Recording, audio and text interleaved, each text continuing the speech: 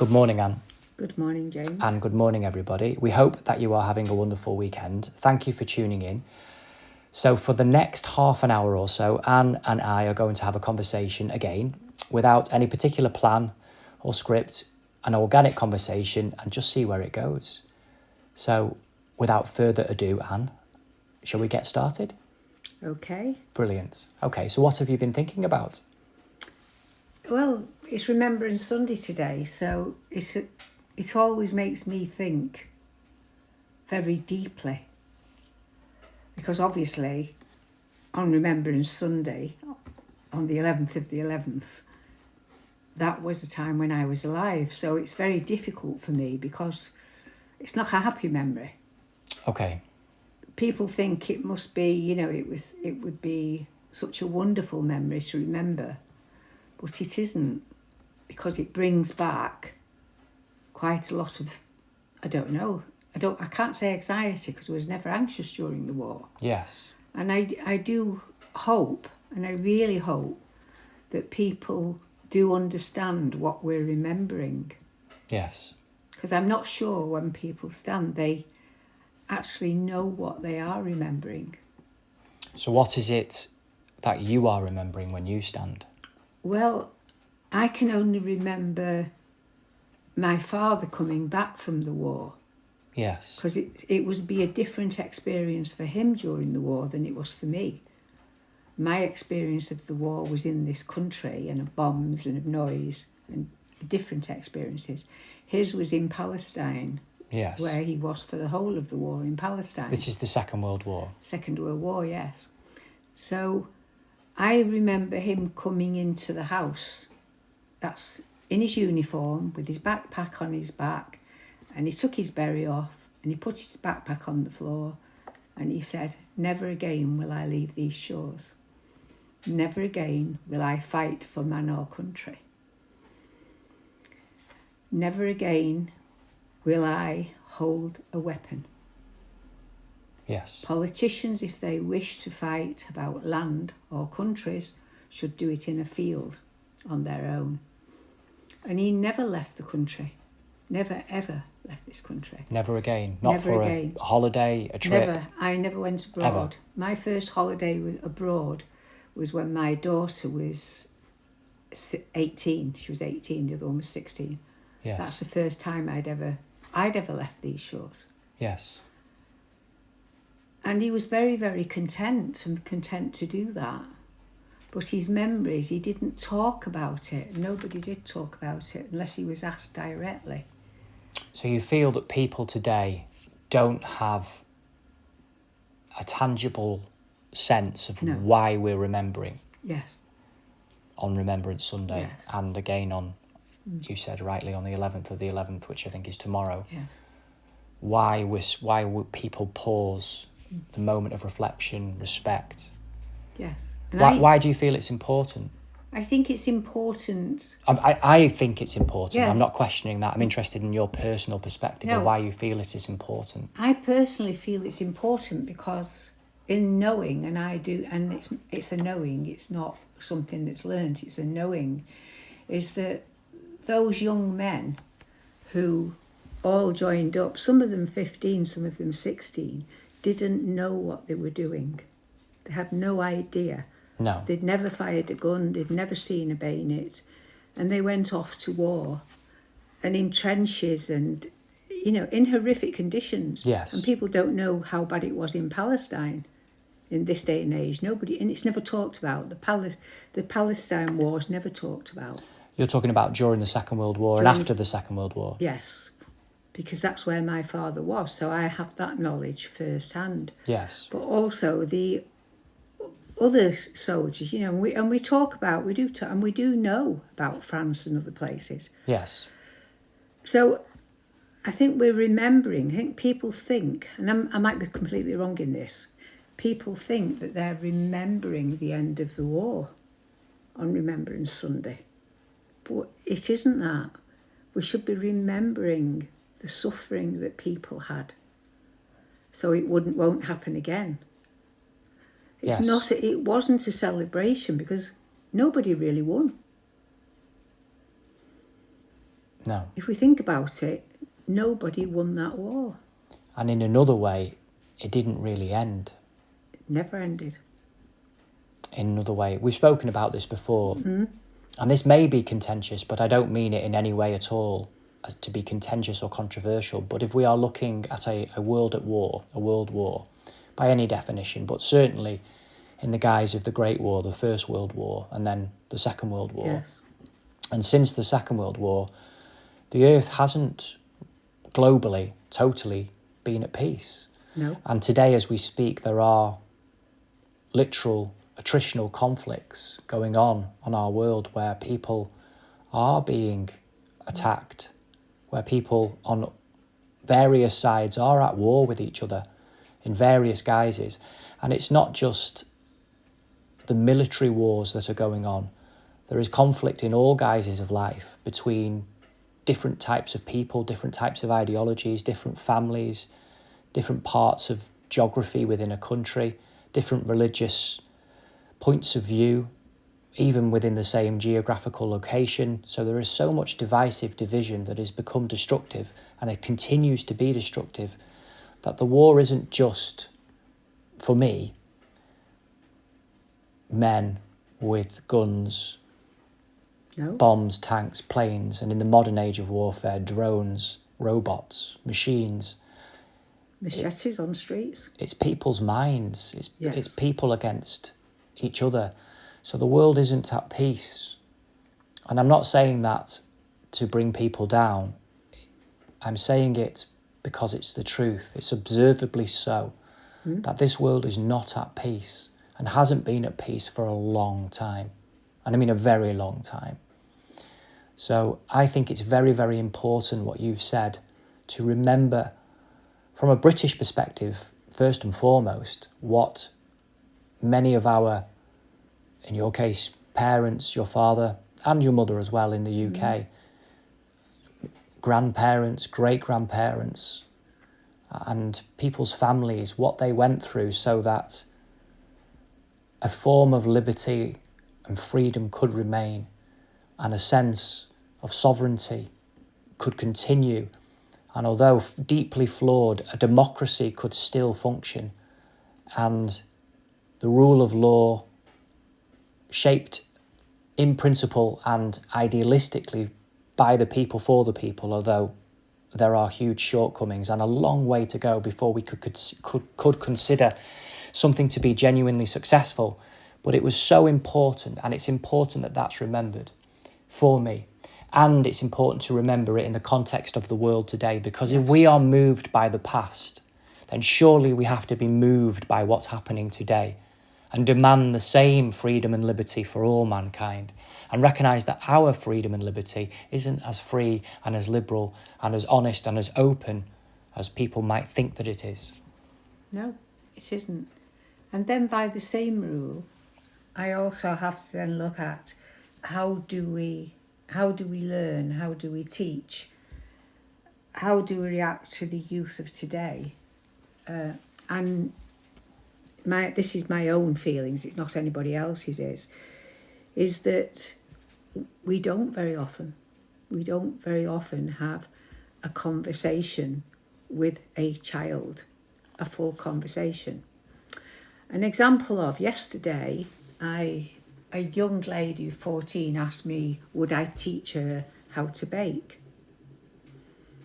So we made scones. Yes. And during the making of those scones, with myself with a bowl making them and her with a bowl making her scones, we had conversations about everyday things in her life. It might be school, it may be why she wants to bake, but a general conversation with her. Yes. And I think that's what's missing in a lot of lives these days. How are we coming away from what I'm trying to say is the domestic scene is that when I had my children, they would bake with me from the age of 2. Yes. When they had their children, they did the same. Yes. Now their children are doing the same with their children. Yes. So it's passing on the knowledge and the experience generation to generation. So what I'm asking you is, are we losing that basic knowledge of life and the way we act, the way we work, going into technology, is technology taking away our basic skills? So this girl had to ask me to teach her how to bake, but she can use a phone better than I can use it. We've spoken about this before, haven't we, on a number of these podcasts and in Yes. general conversations, that yes, that technology and the encroachment of technology into all of our lives is taking away the tangible, felt experience that we are all accessing. So the feel of the flour I'm talking Yes, about as yes. well. Yeah, the feel of the flour and the margarine. And she got butter, she got margarine in her nails. Didn't Yes. quite know what to do with Yeah, margarine in her nails. And she's squeezing margarine Yes. and sugar. So she's got all the different textures. And she asks about those. So is that are we going to miss that? Are we going to lose our sense of touch? That's what I'm trying to ask you as well. Yes, if it continues. And I would suspect that everybody who has thought about this with any kind of depth has come to the same realization that if we continue on the path that we are on as a civilization, Yes. which is becoming ever more technologically centric, we are going to lose skills, we're going to lose wisdom, we're going to lose knowledge, we're going to lose our kinesthetic feel of the world, and therefore we're not really going to be able to differentiate what our feelings are. And we are going to be told and shaped ever more by technology unless we make a change, unless we wake up, unless we decide that technology is to be used by us. We are not to be used by technology. And we're right at the cusp now of generations of people passing from this earth who hold wisdom, skills, knowledge, fundamentally important for survival, but also for medicine and healing, for story, for music, for art, for building, for all facets of life that are going to be lost. And they are also contained in books, but as a civilization, we're not able to apply the wisdom in the books into physical world without necessarily a guide, a teacher, someone who is able to translate it and put it into literal practical action. And we're going to become ever more dependent upon technology, and that information is heavily mediated and is shaped by attention, not wisdom. So the algorithms that are in play predominantly, and as AI grips its power more and more, it's going to shape around holding people's attention. And the currency of attention to mine data is not centered around what is best for a human being. It's centered around how much attention it can hold from the human being, how much energy can it extract, how much time and essentially money, but also key part data, information can it extract from each individual's interaction with any technological interface. The human race is right at the precipice here. We have the opportunity to step back from this situation and make a new choice. I'm not advocating a total abolition of technology in all its forms. I'm asking a simple question, at least in our conversation, rhetorical maybe, but certainly a point of reflection. Are we comfortable with where we are heading? Because if we are not, we do not have any more time left before we can take a step back, or at the very least pause, breathe and realign if we choose to. And we have the opportunity now to do that. And I would encourage everybody listening to do that. You may not draw the same conclusion. You may not be concerned about it. You may feel that this is incorrect or not necessarily the case, and you may be right. But from my perspective, it is as clear can be. For the children of this earth now, we have our work cut out to make sure that technology, particularly AI, because they are one and the same, does not take over this world and does not leave the human condition redundant, because the human being is not redundant. We have barely just begun. I mean, how do you feel about it, Anne?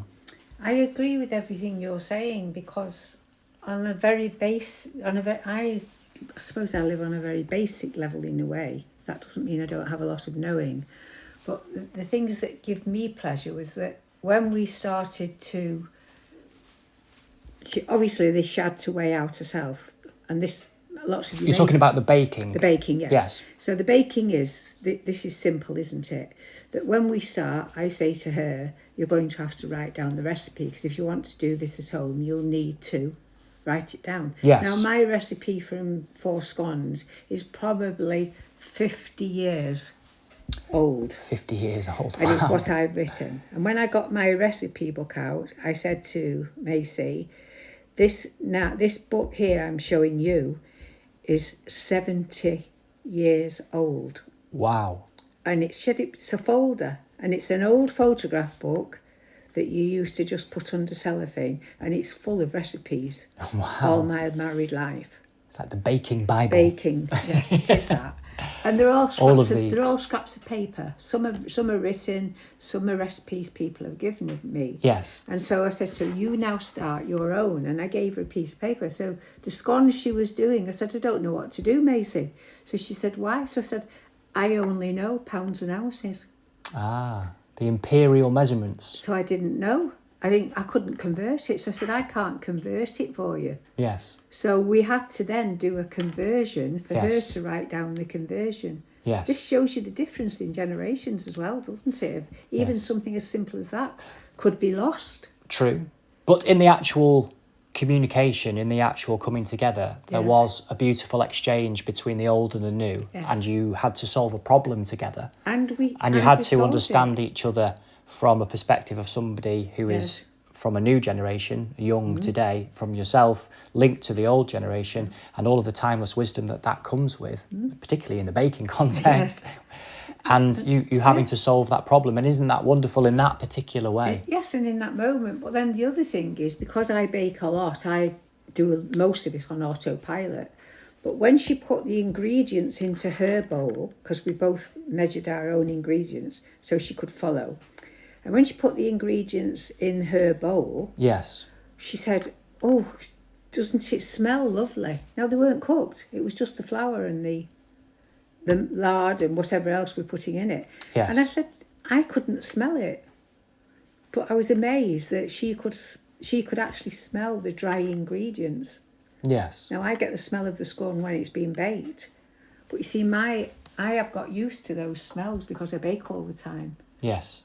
So it gave me a thrill to realise that even from the very beginning, you can get joy from doing something. Yes. And she was bothered if she spilt if the flour went on the floor. Little tiny things with that, for me were wonderful. For her, they might have been feeling normal, but for her to feel the flour going through her fingers. Yes. And am I doing it right? And it's not. And then seeing her as she let the air into the flour. It's a joy. And that's what I'm trying to say is, I think we're not doing right by our children, because we should still be doing this with them, girls or boys. I'm not saying girls, because all my grandsons can bake as well. Yes. But maybe we have to go back to basics. I think that's a really good point. And again, we've spoken about this before, but getting back to basics, and it doesn't have to have, and I've said this before, a high entry point in terms of advanced technology or intellectual capacity. Simple, everyday exchanges, spending time with each other, listening to the radio, reading, playing in the back garden, going for a walk, going swimming. In your case, baking together. Yes. Talking to each other, sitting down round a table to have a meal. Yes. Simple things, and many things that will come to your mind and everybody else who's listening this morning. Simple things that will come to your mind that are important to you and meaningful to you and your family or friends or whoever it might be. And that's what's lost in life, I feel, for the most part, by lots of people now, because life has become so integrated with technology and such a short space of attention and instant gratification that we are not allowing life to breathe. We're not allowing ourselves to be with each other and to draw pleasure from the simplicity of life. And children and their imagination can bring such excitement at any moment that we're losing that. And you're right, I think it's fundamentally important that we get back to basics, we get back to spending time with each other. Quality time though, because too many people spend far too much time with each other that's wasted. Yes. And it's become a bit insidious, to be honest with you, because families and friends, it can all be a bit cliquey. Yeah. So I'm not talking about everybody has to do everything with everybody else in families or friendship groups. For me, it's about quality, genuine, sincere moments, not a bombardment. Sitting around a table as a child eating, isn't it? Yes, That's the start of every child, is that you all sit down for a meal around a table. It's where you learn to laugh at yourself because somebody makes fun at you of something you're doing or something you've said.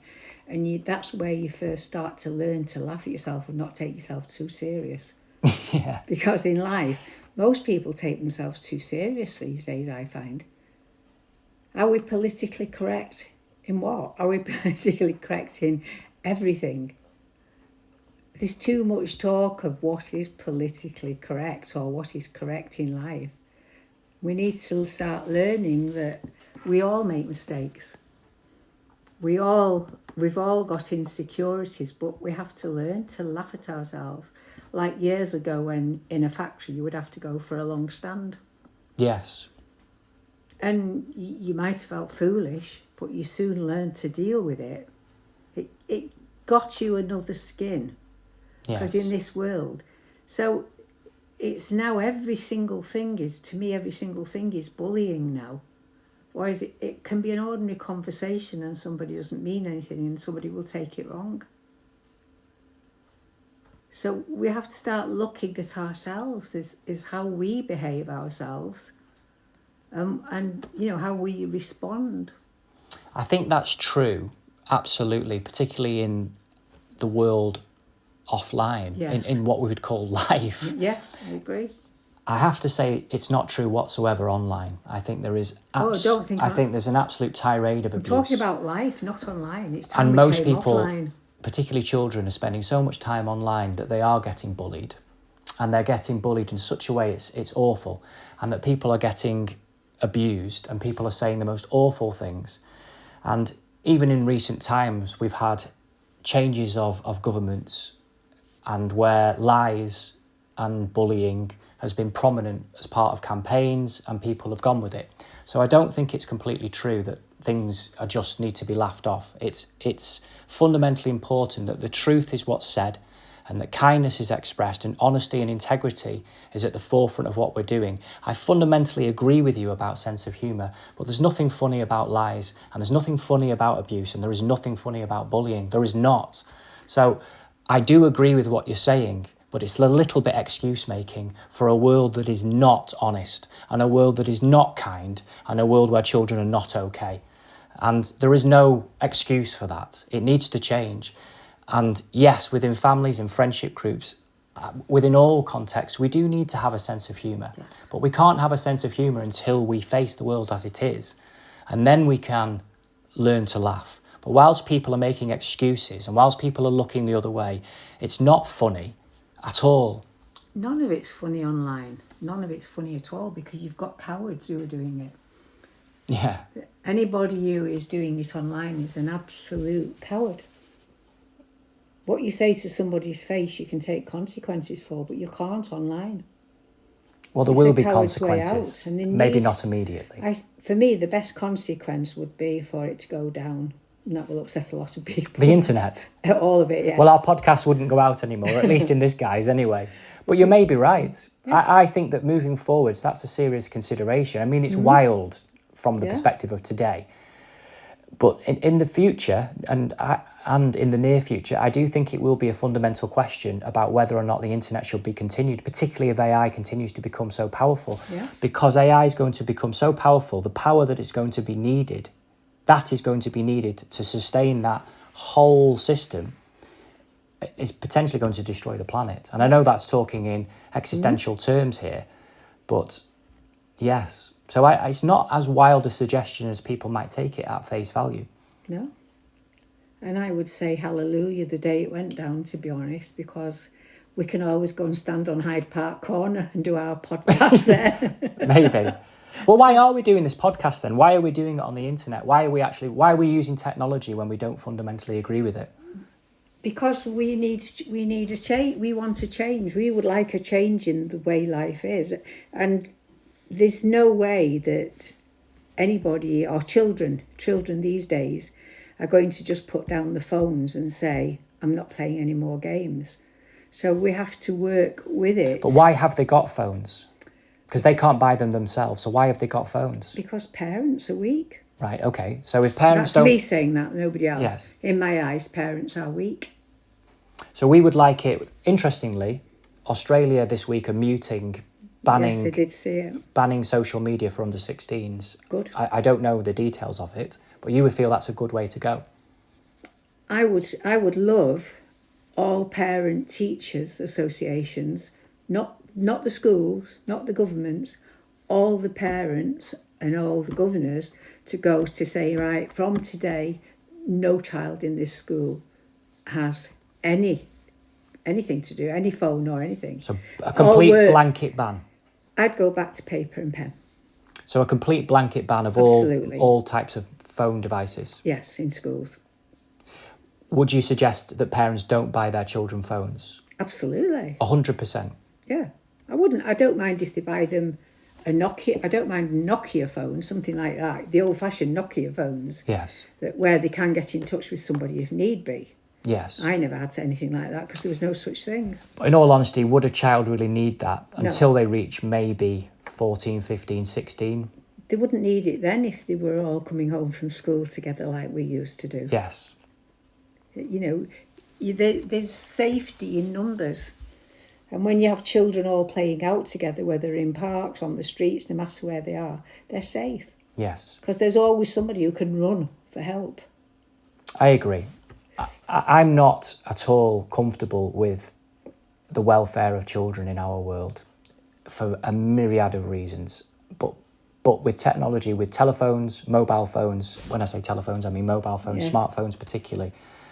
When people say, well, I need to know they're safe, it's destroying them with the access they have to social media platforms and content on social media platforms. And many children are accessing the dark web as well, which parents have no idea about.